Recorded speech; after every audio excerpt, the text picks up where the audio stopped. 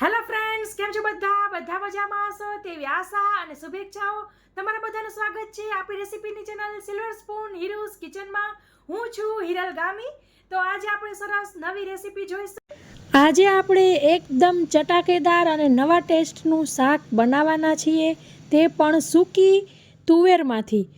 જી હા મિત્રો, આપણે સૂકી તુવેર લગભગ ટોઠા બનાવવા માટે શિયાળામાં જ વાપરતા હોઈએ છીએ, પણ સૂકી તુવેરમાંથી એક વખત આવું શાક બનાવી લીધું તો તમે ટોઠા પણ ભૂલી જવાના છો.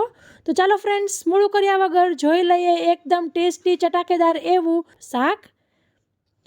પણ મિત્રો, ચાલુ કરતાં પહેલાં તમને મારી રિક્વેસ્ટ છે કે તમે હજી સુધી મારી ચેનલ સબસ્ક્રાઈબ ન કરી હોય તો જરૂરથી સબસ્ક્રાઈબ કરજો, બાજુમાં આપેલા બેલ આઇકન ઉપર ક્લિક કરજો અને ઓલ ઉપર જરૂરથી ક્લિક કરવું, જેથી હું જ્યારે રેસીપી અપલોડ કરું ત્યારે તમને ઇન્સ્ટન્ટ નોટિફિકેશન મળે. સૌપ્રથમ આપણે આવી રીતે જે તુવેર આવે છે આખી તે લેવાની છે અને તેને આપણે 2 થી 3 પાણીએ ધોઈ લેવાની અને પછી આપણે ચણા પલાળતા હોય તેવી રીતે પલાળી લેવાના છે. તો આ તુરિયાને તો આખી રાત પલાળી લીધા છે અને સરસ પલળી ગયા છે. આવા હોય ને આવા થઈ જાય છે પલળીને, ને બાફી લેશું. આ પાણીને કાઢી લેવાનું છે. તો આપણે કુકર લેશું અને તેની અંદર જે પલાળેલા તુવેર હતા તેમને માપ કરવા માટે કપથી બતાવી રહી છું. તો આવી રીતે 1 કપ આખો અને એક આવી રીતે પોણો કપ થાય છે. 1 કપ આપણે પલાળેલા હતા તુવેર. હવે આપણે તેની અંદર 1 કપ પાણી ઉમેરીશું. હાફ ટીસ્પૂનમાં સેજ ઓછી એવી હળદર ઉમેરવી. મીઠું ઉમેરીશું સ્વાદ મુજબ. હવે આપણે કુકર બંધ કરીને જેમ ચણા બાફતા હોય તેવી રીતે જ બાફી લેવાનું થશે, સીટી કરી લેવાની થશે. તો આપણા તુવેર બફાય છે ત્યાં સુધીમાં આપણે એક આવી રીતે મીડિયમ એવું ટમેટું લઈ લઈશું. એક આવી મીડિયમ ડુંગળી છે ને 2 નાની ડુંગળી છે. મીડિયમ હોય તો 2 લઈ શકાય. પછી એક આવી રીતે મોટું મરચું લીધું છે ને એક લવિંગનું તીખું લીધું છે અને લસણની કળી લીધી છે. 8 જેવી મોટી કળી છે અને નાનો ટુકડો એવો આદુનો લીધેલો છે. બધું કટિંગ કરી લઈશું. તો ફ્રેન્ડ્સ, આવી રીતે ટમેટાને આ રીતે રફલી ચોપ કરી લીધું છે, મરચાંને, આદુને અને ડુંગળીને કરી લીધું છે. સૌથી પહેલાં આપણે ડુંગળીને પીસી લઈશું. ડુંગળીની સાથે આપણે લસણ ઉમેરી દેવું. તો ફ્રેન્ડ્સ, સરસ ડુંગળી લસણ પીસાઈ ગયું છે. બાઉલમાં કાઢી લઈશું. હવે તે જ મિક્સર જારની અંદર આપણે ટમેટાં, મરચાં અને આદુને પીસી લઈશું. તો ફ્રેન્ડ્સ, સરસ પીસાઈ ગયું છે ટમેટાં અને મરચાં અને આદુને. આમાં જ સાઈડ ઉપર રાખી દઈશું. પછી આપણે કઢાઈ લેશું અને તેની અંદર તેલ ઉમેરવું. તમારા ઘરમાં જે પ્રમાણે ખવાતું હોય તે પ્રમાણે તેલ ઉમેરી શકાય. 3 ટેબલ સ્પૂન જેટલું આપણે તેલ ઉમેરેલું છે. તેલ આપણું ગરમ થાય ત્યાં સુધીમાં 1 ડાળખી લીમડાના પાનને એકદમ આવી રીતના હાથેથી કટ કરી લેવા. તેલ આપણું ગરમ થાય એટલે રાઈ ઉમેરીશું, હાફ ટીસ્પૂન. ગેસની ફ્લેમ ધીમી કરી લેવી. રાઈ આવી રીતે તતડે એટલે 1 ટીસ્પૂન જીરું ઉમેરીશું. થોડાક મેથી દાણા ઉમેરીશું. થોડીક હિંગ ઉમેરવી. અને હવે આપણે લીમડો અને ડુંગળી અને લસણની પેસ્ટ છે તેને ઉમેરી દઈશું.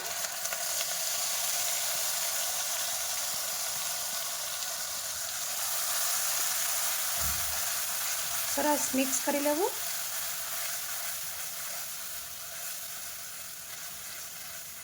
ડુંગળીનો કલર ચેન્જ ન થઈ જાય અને ડુંગળીની કચાશ દૂર ન થઈ જાય ત્યાં સુધી આપણે સાતળવાની છે. તો હવે આપણે મિક્સ કરીને ઢાંકી દઈશું. એકદમ સ્લો ફ્લેમ પર 2 મિનિટ આપણે કૂક કરીશું. તો ફ્રેન્ડ્સ, આપણી 2 મિનિટ થઈ ગઈ છે. ખોલી લેશું ને સરસ મિક્સ કરી લેશું. ડુંગળીનો કલર તમે જોઈ શકો છો ચેન્જ થઈ ગયો છે. હવે આપણે તેની અંદર ટમેટાવાળી પેસ્ટ ઉમેરી દઈશું.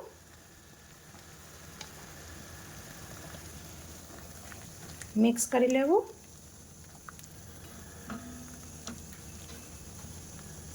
સાથે અહીં ડુંગળી અને ટમેટાના ભાગનું મીઠું ઉમેરીશું. તુવેરમાં તો આપણે મીઠું ઓલરેડી ઉમેરેલું છે એટલે પછી ચાખીને ઉમેરવાનું થશે વધારાનું.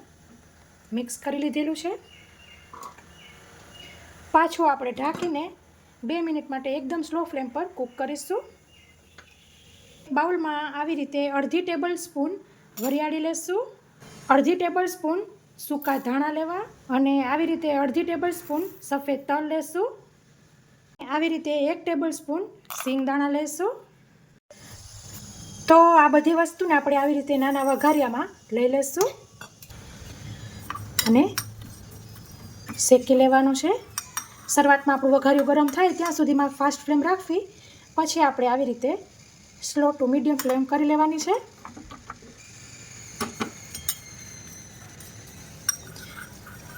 તમારા ઘરે ઓવન હોય તો તમે ઓવનમાં પણ શેકી શકો છો.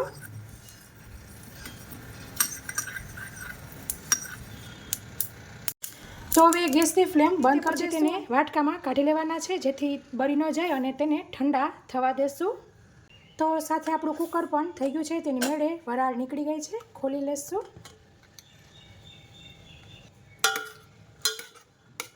સરસ કૂક થઈ ગયા છે, ચેક કરી લઈએ. એમને જ તમને જોઈને જ ખ્યાલ આવી જશે સરસ બફાઈ ગયા છે. તો જે આ બફાણા છે ને તેમાંથી આવી રીતે નાનો એવો ચમચો જે આ મિક્સર હતું મસાલાનું તેની અંદર લઈ લેશું. તો ફ્રેન્ડ્સ, ટમેટાની ટોટલ 4 મિનિટ થઈ છે. 2 મિનિટ પછી મેં મિક્સ કરીને પાછું ઢાંકીને કૂક કરેલું. તો તમે જોઈ શકો છો એકદમ મોઇસ્ચર બધું ઉડી ગયું છે.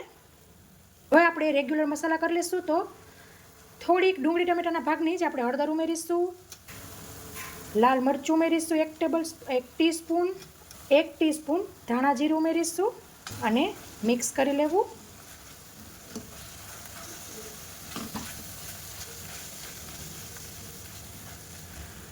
અને આપણે હવે તેની અંદર ઉમેરીશું 1/4 કપ પાણી.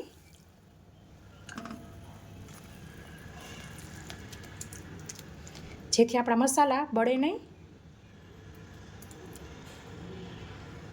પાછું આપણે ઢાંકીને કૂક કરીશું 2 મિનિટ માટે. ત્યાં સુધીમાં આપણે આને પીસી લેશું. તો તે જ મિક્સર જાર લેવાની છે ને તેમાં પીસી લેશું. પહેલાં આપણે એમને જ પીસીશું. તો ફ્રેન્ડ્સ, આવી રીતે એક વખત એમને પીસી લીધેલું છે. અને હવે આપણે તેની અંદર 1/4 કપ પાણી ઉમેરીશું. પાછું આપણે પીસી લઈશું. તો ફ્રેન્ડ, સરસ પેસ્ટ થઈ ગઈ છે આપણી. સાથે આ બાજુ 2 મિનિટ થઈ ગઈ છે. તેલ સરસ છૂટું પડી ગયું છે. સાથે આપણે આ પેસ્ટ ઉમેરી દઈશું. મિક્સ કરી લેવું. હવે જે આપણા તુરિયા હતા ને તેમાં પાણી બહુ વધારે નથી, તો થોડુંક એવું લાગે તો આવી રીતના પાણી થોડું મિક્સર જારમાં આવવા દેવું અને બીજું બધું આપણે આમાં ઉમેરી દઈશું. તમને એવું લાગે કે પાણી વધારે છે, માપ પ્રમાણે નથી નાખ્યું, તો તમે પહેલાં નિતારી દઈ શકો છો. મેં પાછું એક વખત પાણી નાખીને મિક્સર જ ફેરવી લીધું. બધી ચોટેલી પેસ્ટ આવી ગઈ છે.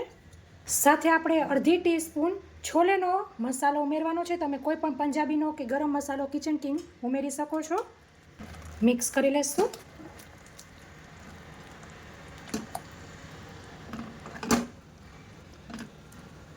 કાશ્મીરી લાલ મરચું હવે ઉમેરીશું.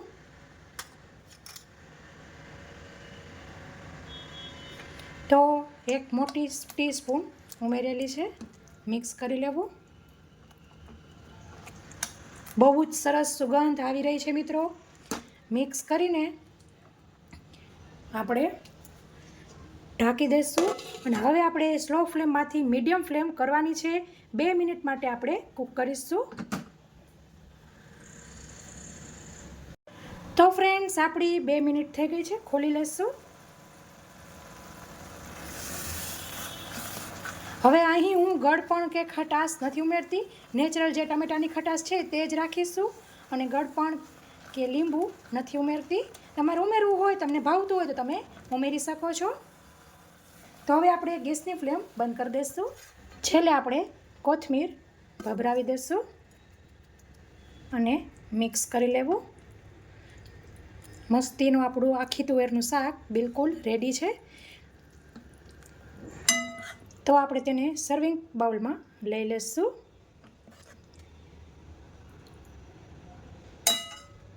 તો ફ્રેન્ડ્સ, તૈયાર છે મસ્ત ચટાકેદાર એવું સૂકી તુવેરનું શાક. તો મિત્રો, ટોઠા તો ઘણી વખત બનાવી લીધા, આવી રીતે એક વખત જરૂરથી ટ્રાય કરજો, બહુ જ ટેસ્ટી લાગે છે અને આવી રીતે ચમચીથી લૂખું ખાશો ને તો પણ મજા આવી જાય એવું સરસ આ શાક બને છે.